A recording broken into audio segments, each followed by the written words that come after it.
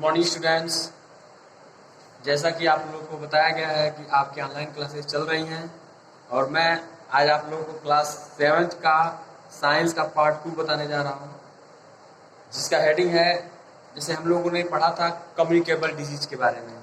Communicable disease के बारे में जैसे हमने आप लोगों को बताया था कि वह डिजीज जो किसी भी व्यक्ति विशेष में डायरेक्टली क्या हो, टच करने पर क्या हो, स्प्रेड हो, तो क्या होगा, या एक बीमारी जो है वह दूसरे व्यक्तियों में कैसे ट्रांसफर होती है, इनके बारे में लोग बताए थे। तो इसके बारे में हम काफ़ी अध्ययन किए थे और बताया गया था कि हवा के द्वारा और पानी के द्वारा तथा भोजन के द्वारा ये सारी बीमारियां फैलती हैं। तो नेक्स्ट हेडिंग था हम लोग का थ्रू इंसेक्ट आर एनिमल्स, यानी ये जो डिजीज है यह जानवरों में तथा कीड़ों से कैसे फैलती है। तो हम पढ़ने जा रहे हैं, थोड़ा ध्यान दीजिएगा आप लोग। Mosquitoes, fleas, bugs, flies are some insect that spread infectious disease. कह रहा है कि मच्छर है, मधुमक्खी है और उड़ने वाले जो भी कीड़े हैं, ये सब क्या करते हैं, यह इन्फेक्शुअस बीमारी, इनके द्वारा जो इन्फेक्शन के द्वारा बीमारियां फैलती हैं। Malaria and dengue are the disease that are spread by mosquito bites. Malaria और डेंगू जैसी बीमारियां जो होती हैं वह मच्छर के काटने से फैलती हैं। Female Anopheles mosquito is the carrier of malaria protozoa, while female Aedes mosquito spread dengue fever. कह रहा है बच्चों कि जैसे कि मादा मच्छर जो होते हैं एनोफेल्स, जिसके काटने से मलेरिया होती हैं, मादा मच्छर यानी फीमेल, तो फीमेल मच्छर का नाम है एनोफेल्स मॉस्किटो को काटने से क्या होती हैं, यह मलेरिया होती है। और मेल मॉस्किटो जो होती हैं, मान लीजिए कि फीमेल एडिस मॉस्किटो जो होती हैं, उन फीमेल ये भी होती हैं, फीमेल एडिस मॉस्किटो जो होती हैं उनको काटने से क्या होते हैं, डेंगू। दोनों मॉस्किटो एनोफेल्स और एडिस मॉस्किटो ही हैं, लेकिन इन एक के काटने से क्या हो रही हैं, एक के काटने से मलेरिया हो रही है और दूसरे काटने से क्या हो रही है, डेंगू जैसी खतरनाक बीमारियां हो रही हैं। थ्रू ब्लड, खून के जैसे के रास्ते कैसे बीमारियां फैलती हैं। ट्रांसफ्यूजन ऑफ इन्फेक्टेड ब्लड और inflicted needles of the syringe can transmit germs disease such as AIDS is transmitted the way a rabid dog can transmit rabies germs to the person it bites through bloods। कह रहा है कि जो blood के से हमारे blood के infection के द्वारा जो बीमारियां फैलती हैं, जैसे मान लीजिए कि अगर कोई डॉक्टर है, एक व्यक्ति से दूसरे व्यक्ति में यूज करता है जिसमें ब्लड लग जाते हैं, वह व्यक्ति अगर बीमार होता है तो वह बीमारी उसके उस सिरिंज के माध्यम से दूसरे व्यक्ति में क्या हो जाती है, एंट्री कर जाती है, जिससे वह व्यक्ति क्या होता है, बीमार हो जाता है। और जैसे मान लीजिए कि एड्स जैसे खतरनाक बीमारियां या एड्स जैसी बीमारियां हो जाती हैं। और कुत्ते के काटने से क्या होती हैं, रैबीज जैसी बीमारियां होती हैं। जो कुत्ते काटने से रैबीज नामक जो कीटाणु होते हैं, वह कीटाणु उनके मुंह में होते हैं और वह काटते हैं तो मनुष्य के या किसी जानवर के क्या होते हैं, ब्लड में इन्वॉल्व कर जाते हैं। इन्वॉल्व करने के कारण क्या होते हैं, वह ब्लड इन्फेक्टेड हो जाता है, ठीक है ना। अगला है प्रिवेंशन ऑफ कम्युनिकेबल डिजीजेज। अब कह रहा है कि कम्युनिकेबल डिजीज के कैसे रोके, इसके बारे में आपको बताया गया है। Since communicable disease take place due to the germ or micro, it is essential to check the growth of germs to prevent spread or occurrence of this disease।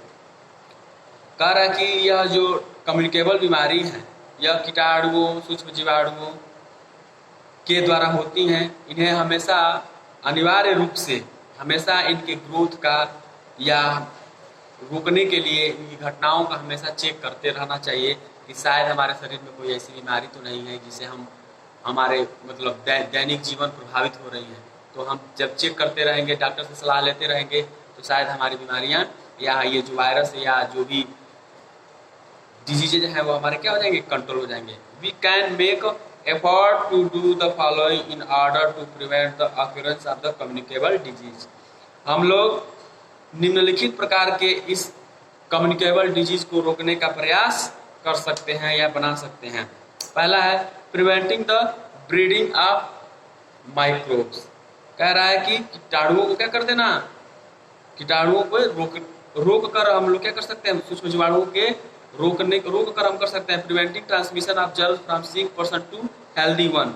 कह रहा है कि जो बीमार व्यक्ति के जो कीटाणु होते हैं वह स्वस्थ व्यक्तियों के कीटाणु को रोकने से हम लोग स्वस्थ व्यक्ति के पास पहुंचने से पहले उस कीटाणु को क्या कर सकते हैं, रोक के हम कर सकते हैं। Let no spider, cockroach etcetera breed in your house. कह रहा है कि आपके घर में कोई मकड़ा, कोई कॉकरोच जैसे कीटाणु आपके घर में न हो इनके द्वारा। If there are any ditches filled with the water around your house, fill them up by putting sand there rain।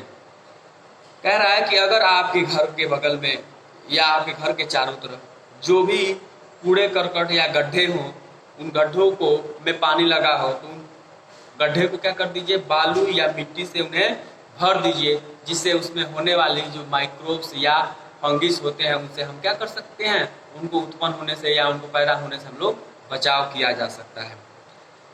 Keep the drain in and around your house clean. कह रहा है कि आप अपने घर के साफ सुथरा करने के लिए एक गड्ढे बनाइए अपने घर के चारों तरफ, जिसमें कोई भी सामान या कूड़े करकट रखना हो तो उनको एक अच्छे जगह सुरक्षित रख दिया जाए। Keep the food items in your house covered. कह रहा है घर में खाना वाना जो भी होते हैं, खाने पीने के सामान जो होते हैं उनको अच्छे से रखने के तरीके होने चाहिए। Keep your surrounding disinfected using disinfectants periodically. कह रहा है कि आपके जो चारों तरफ डिजाइनफेक्टेड पीरियोडिकली सब्सटेंसेस हैं उनको क्या कर देना चाहिए, रोक देना चाहिए। Boil the milk well before you drink it. कह रहा है कि दूध को पीने से पहले अच्छे से क्या कर लीजिए, गर्म करके। You know that boiling kills the germs. कह रहा है कि जो बॉइलिंग जो भी हम खाते हैं वह कीटाणु क्या कर देते हैं, जैसे दूध गर्म पीते हैं तो वो कीटाणु मर गए रहते हैं और हमें बीमार हमें नहीं कर पाते हैं। Get yourself vaccinate as germs fail to cause disease to vaccinated people. कह रहा है कि अपने आप को हमेशा टीका लगवाते रहना चाहिए, जिससे हमारे कीटाणुओं से बचने के लिए हमेशा टीका का प्रयोग करना चाहिए और हमें हमेशा डॉक्टर सलाह लेकर टीका का लगवाने चाहिए। वैक्सीनेशन से होता है टीका। Injected a light dose of germs of disease in the person body called vaccination. This helps people getting resistant to different infectious disease. How just read on. कह रहा है कि अगर थोड़ा सा भी हल्का भी अगर आप किसी कीटाणु या किसी जीवाणु के आपके ऊपर कोई इन्फेक्शन है या किसी व्यक्ति के ऊपर है तो तुरंत उसके बाद क्या कर सकते हैं आप, वह वैक्सीनेशन उसे कहते हैं।